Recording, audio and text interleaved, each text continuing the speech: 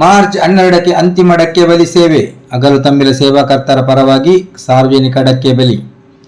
2 ವರ್ಷಕ್ಕೊಮ್ಮೆ ಪಡುಬಿದ್ರಿಯ ಖಡ್ಗೇಶ್ವರಿ ಬ್ರಹ್ಮಸ್ಥಾನದಲ್ಲಿ ನಡೆಯುವ ಡಕ್ಕೆ ಬಲಿ ಸೇವೆಗೆ ಮಾರ್ಚ್ 12ರಂದು ಅಂತಿಮ ಸ್ಪರ್ಶ ಕಾಣಲಿದೆ. ಈ ವರ್ಷ ಇಷ್ಟರಲ್ಲೇ 43ನೇ ಸೇವೆ ನಡೆಯುತ್ತಿದ್ದು, ಅಂತಿಮವಾಗಿ ಮಾರ್ಚ್ 12ರಂದು ಹಗಲು ತಂಬಿಲ ಸೇವೆ ನೀಡಿದ ಸೇವಾಕರ್ತರ ಪರವಾಗಿ ಸಾರ್ವಜನಿಕವಾಗಿ ಡಕ್ಕೆ ಬಲಿ ಸೇವೆ ನಡೆಯುವ ಮೂಲಕ ಸುಮಾರು 1.5 ತಿಂಗಳ ಕಾಲ ನಡೆದ ಪಡುಬಿದ್ರಿಯ ಅದ್ದೂರಿ ಹಬ್ಬಕ್ಕೆ ಅಂತಿಮ ತೆರೆ ಬೀಳಲಿದೆ. ಮಾರ್ಚ್ 12ರ ಬುಧವಾರ ಮುಂಜಾನೆಯಿಂದಲೇ ಪಡುಬಿದ್ರಿ ಮಹಾಲಿಂಗೇಶ್ವರ ಮಹಾಗಣಪತಿ ದೇವಸ್ಥಾನದಲ್ಲಿ ವಿವಿಧ ಧಾರ್ಮಿಕ ಕಾರ್ಯಗಳು ನಡೆಯಲಿದ್ದು, ಮಧ್ಯಾಹ್ನ ಸಾರ್ವಜನಿಕ ಅನ್ನ ಸಂತರ್ಪಣೆ ನಡೆಯಲಿದೆ. ಸಂಜೆ 4ರ ಸುಮಾರಿಗೆ ಭಕ್ತಾದಿಗಳ ಮೂಲಕ ಹಣ್ಣು ಹೂ ಹಂಪಲು ಸಹಿತ ವಿವಿಧ ವಾದ್ಯ ಘೋಷಗಳೊಂದಿಗೆ ಬಯಲು ಆಲಯ ತಾಯಿ ಖಡ್ಗೇಶ್ವರಿ ಸನ್ನಿಧಾನಕ್ಕೆ ಭವ್ಯ ಮೆರವಣಿಗೆಯ ಮೂಲಕ ಹೊರೆ ಕಾಣಿಕೆ ಸಮರ್ಪಿಸಲಾಗುವುದು ಎಂಬುದಾಗಿ ಶ್ರೀ ಕ್ಷೇತ್ರ ಸಮಿತಿಯ ಕಾರ್ಯದರ್ಶಿ ವೈಎನ್ ರಾಮಚಂದ್ರರಾವ್ ಹೇಳಿದ್ದಾರೆ. ಹಗಲು ತಂಬಿಲ ಸೇವೆ ನೀಡಿದ ಭಕ್ತಾದಿಗಳು ಗುರುವಾರ ಮುಂಜಾನೆ ಪ್ರಸಾದ ಪಡೆಯುವ ಅವಕಾಶ ಸನ್ನಿಧಿಯಲ್ಲಿಯೇ ಇದ್ದು, ಆ ಬಳಿಕ ಸಂಜೆಯವರೆಗೂ ಪಕ್ಕದ ಕಲ್ಯಾಣ ಮಂಟಪದಲ್ಲಿ 3 ಕೌಂಟರ್ಗಳ ಮೂಲಕ ಪ್ರಸಾದ ವಿತರಿಸಲಾಗುವುದೆಂದರು. ನಡೆಯುವ ಈ ಸಲದ ಡಕ್ಕೆ ಬಲಿ ಸೇವೆ ನಾವು ಕೊನೆಯ ಹಂತದಲ್ಲಿದ್ದೇವೆ. ನಾಳೆ ದಿವಸ ಮಂಡಲ ವಿಸರ್ಜನೆ ಮತ್ತು ಕಡೆ ಡಕ್ಕೆ ಬಲಿ. ಈ ಸನ್ನಿಧಾನದಲ್ಲಿ ಹಗಲು ತಂಬಿಲ ಸೇವೆ ನಡೆಯುತ್ತದೆ. ಪ್ರತಿ ದಿವಸ ಸೋಮವಾರ, ಏಕಾದಶಿ, ಪಂಚಮಿ ಮತ್ತು ಅಮಾವಾಸ್ಯೆ ದಿವಸ ಬಿಟ್ಟು ಪ್ರತಿ ದಿವಸ ನಡೆಯುತ್ತದೆ.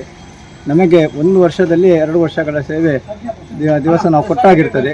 ಉಳಿದ ಭಕ್ತಾದಿಗಳಿಗೆ ಅವಕಾಶ ಕೊಡಬೇಕೆನ್ನುವ ನಿಟ್ಟಿನಲ್ಲಿ ಈ ಹಿಂದೆ ಹಗಲು ತಂಬಿಲ ಭರಿಸಿದ ಸೇವಾ ಭಕ್ತಾದಿಗಳ ವತಿಯಿಂದ ಒಂದು ಡಕ್ಕೆ ಬಲಿ ಸೇವೆ ಮಾಡುವುದನ್ನು ತೀರ್ಮಾನಿಸಿ ಕಡೆ ಡಕ್ಕೆ ಬಲಿ ಸೇವೆಯನ್ನು ಅವರ ವತಿಯಿಂದ ನಡೆಸ್ತಾ ಇದ್ದೇವೆ.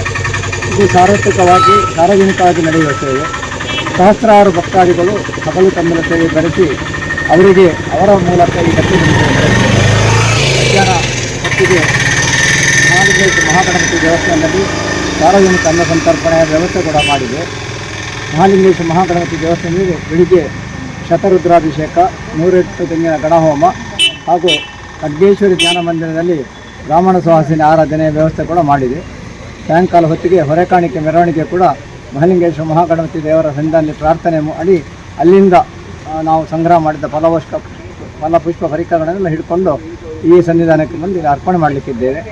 ರಾತ್ರಿ ಹೊತ್ತಿನಲ್ಲಿ ತಂಬಿಲ ಸೇವೆ, ಬೆಳಿಗ್ಗೆ ಡಕ್ಕೆ ಬಲಿ ಸೇವೆಗಳು ನಡೆದು ನಂತರ ಇಲ್ಲಿ ಸೇವೆ ಮಾಡಿದ ಈ 2 ತಿಂಗಳ ಕಾಲ ಇಲ್ಲಿ ಸೇವೆ ಮಾಡಿದ ಎಲ್ಲ ಭಕ್ತಾದಿಗಳಿಗೆ ಇಲ್ಲಿ ಸಾಧಾರಣ 250 ನಮ್ಮ ಬ್ರಾಹ್ಮಣ ಸಮಾಜದ ಯುವಕರು, ರಾಯಕರು ಎಲ್ಲರೂ ಕೂಡ ಇಲ್ಲಿ ಸೇವೆ ಮಾಡಿದ್ದಾರೆ. ಅವರಿಗೆಲ್ಲ ಒಂದು ಅಭಯ ಪ್ರಸಾದ ನಾಳೆ ಬೆಳಿಗ್ಗೆ ನಡೆಯಲಿಕ್ಕಿದೆ. ನಾಳ್ದು ಬೆಳಿಗ್ಗೆ ನಡೆಯಲಿಕ್ಕಿದೆ, ಗುರುವಾರ ಬೆಳಿಗ್ಗೆ. ಅದಾದ ನಂತರ ಮಂಡಲ ವಿಸರ್ಜನೆಯ ಪ್ರಸಾದವನ್ನು ವಿತರಣೆ ಮಾಡಲಾಗ್ತದೆ. ಮಂಡಲ ವಿಸರ್ಜನೆ ಸೇವೆಯಲ್ಲಿ ಈ ಸೇವೆ ಭರಿಸಿದವರಿಗೆಲ್ಲರಿಗೂ ಒಂದು ಮಂಡಲದ ಪ್ರಸಾದ ಸಿಗ್ತದೆ ಮತ್ತು ಇಲ್ಲಿ ಫಲ ವಸ್ತುಗಳ ಮೂಲಕ ನಾವು ಅದನ್ನು ಸೇವಾ ರೂಪವಾಗಿ ಒಂದು ಪ್ರಸಾದ ವಿತರಣೆಯನ್ನು ಕೂಡ ಗುರುವಾರ ಬೆಳಿಗ್ಗೆಯಿಂದ ಸಾಯಂಕಾಲದ ಜ್ಞಾನ ಮಂದಿರದಲ್ಲಿ ನಾವು ವ್ಯವಸ್ಥೆ ಮಾಡಿದ್ದೇವೆ. ಈ ಸಲದ ಸೇವೆ ಭರಿಸಿದ ಭಕ್ತಾದಿಗಳಲ್ಲಿ ಡಕ್ಕೆ ಬಲಿ ಸೇವೆ ಮಾಡಿದ ಭಕ್ತಾದಿಗಳಲ್ಲಿ ಹೆಚ್ಚಿನ ಭಕ್ತಾದಿಗಳು ಇಲ್ಲಿ ಊರ ಹೊರವರಿನವರು, ಅವರು ವಿದೇಶಗಳಲ್ಲಿ ನೆಲೆಸಿದವರಾಗಿರುತ್ತಾರೆ. ಅಮೇರಿಕಾ, ಇಂಗ್ಲೆಂಡು, ಆಸ್ಟ್ರೇಲಿಯಾ ಹೀಗೆ ಮುಂತಾದ ವಿದೇಶಗಳಲ್ಲಿ ನೆಲೆಸಿದ ಅವರಿಂದ ಇಲ್ಲಿ ಸೇವೆ ನಡೆದಿದೆ. ಈ ಸಲದ ಸೇವೆಗಳು ಬಹಳಷ್ಟು ಶಿಸ್ತುಬದ್ಧವಾಗಿ, ವೈಭವಪೂರ್ವವಾಗಿ, ಹೂವ ಅಲಂಕಾರದ ಬಹಳಷ್ಟು ಆಕರ್ಷಣೆಯಾಗಿ ನಡೆದಿದೆ. ಅಷ್ಟಮಠಾಧೀಶರುಗಳು ಮತ್ತು ಬೇರೆ ಬೇರೆ ಮಠದ ಮಠಾಧೀಶರುಗಳು ಕೂಡ ಇಲ್ಲಿ ಬಂದು ಸಾನ್ನಿಧ್ಯದಲ್ಲಿ ದೇವರ ದರ್ಶನ ಮಾಡಿ ಪ್ರಸಾದ ತಗೊಂಡು ಹೋಗಿದ್ದಾರೆ. ನಾಳೆ ಕೊನೆಯ ಅವಕಾಶ. ಇಷ್ಟರವರೆಗೆ ಯಾರು ಬರದೇ ಇದ್ದ ಭಕ್ತಾದಿಗಳಿಗೆ ನಾಳೆ ಒಂದು ದಿವಸ ಇದೆ. ಇವತ್ತು ರಾತ್ರಿ ಮತ್ತು ನಾಳೆ ರಾತ್ರಿ ನಡೆಯುವ ಡಕ್ಕೆ ಬಲಿ ಸೇವೆಗಳಿಗೆ ಬಂದು ಅವರು ಪ್ರಸಾದವನ್ನು ಸ್ವೀಕರಿಸಿ ಹೋಗುವ ಅವಕಾಶವಿದೆ. ಇದಕ್ಕೆ ಸಹಕರಿಸಿದ ಸರ್ವರಿಗೂ ಕೂಡ ನಾವು ವನದುರ್ಗ ಟ್ರಸ್ಟ್ನ ಪರವಾಗಿ ನಾವು ಕೃತಜ್ಞತೆಯನ್ನು ಅರ್ಪಿಸ್ತಿದ್ದೇವೆ. ಈ ಸನ್ನಿಧಾನದಲ್ಲಿ ಸಂಪ್ರದಾಯಗಳನ್ನು ನಾವು ಚಾಚು ತಪ್ಪದೆ ಪಾಲಿಸ್ತಾ ಬರ್ತಾ ಇದ್ದೇವೆ. ಇಲ್ಲಿ ಒಂದು ಕಟ್ಟುಕಟ್ಟಳಿದೆ. ಮಂಡಲ ಹಾಕಿದ ನಂತರ ಇಲ್ಲಿ ಹತ್ತಿರ ಯಾರಾದರೂ ತೀರಿ ಹೋದರೆ ಅವರ ಶವ ಸಂಸ್ಕಾರವನ್ನು ಒಂದು ಗಡಿ ದಾಟಿ ಅಥವಾ ನೀರು ಹೋಗುವ ಪ್ರದೇಶ ದಾಟಿ ಅವರನ್ನು ದಹನ ಕ್ರಿಯೆ ಮಾಡಬೇಕು ಅಂತ ನಿಯಮ ಇದೆ.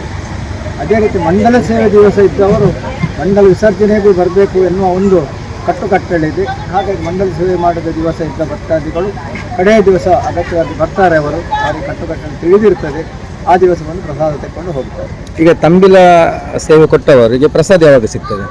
ತಮ್ಮಿನ ಸೇವೆ ಗಳಿಸಿದ ಭಕ್ತಾದಿಗಳಿಗೆ ಬೆಳಗಿನ ಹೊತ್ತು ಸಾಧಾರಣ ಇಲ್ಲಿ ವಿಸರ್ಜನೆ ಆದ ಕೂಡಲೇ 5 ಗಂಟೆ ನಂತರ ಇಲ್ಲಿಯೇ ಸನ್ನಿಧಾನದಲ್ಲೇ ನಾವು ಪ್ರಸಾದ ವಿತರಣೆ ಪ್ರಾರಂಭ ಮಾಡ್ತೇವೆ. ಉಳಿದವರಿಗೆ ಇಲ್ಲಿ ಜ್ಞಾನ ಮಂದಿರದಲ್ಲಿ ಬೆಳಿಗ್ಗೆಯಿಂದ ಸಾಯಂಕಾಲದಲ್ಲಿ 2-3 ಕೌಂಟರ್ ಮಾಡಿ ಅಲ್ಲಿ ಪ್ರಸಾದ ವಿತರಣೆಯ ವ್ಯವಸ್ಥೆ ಮಾಡಿದೆ. ಎಲ್ಲರೂ ಬಂದು 13ನೇ ತಾರೀಕು ಬೆಳಿಗ್ಗೆಯಿಂದ ಸಾಯಂಕಾಲದವರೆಗೂ ಸೇವೆ ಬಯಸುವ ಭಕ್ತಾದಿಗಳು ರಸೀದಿಯನ್ನು ಹಿಡ್ಕೊಂಡು ಬಂದು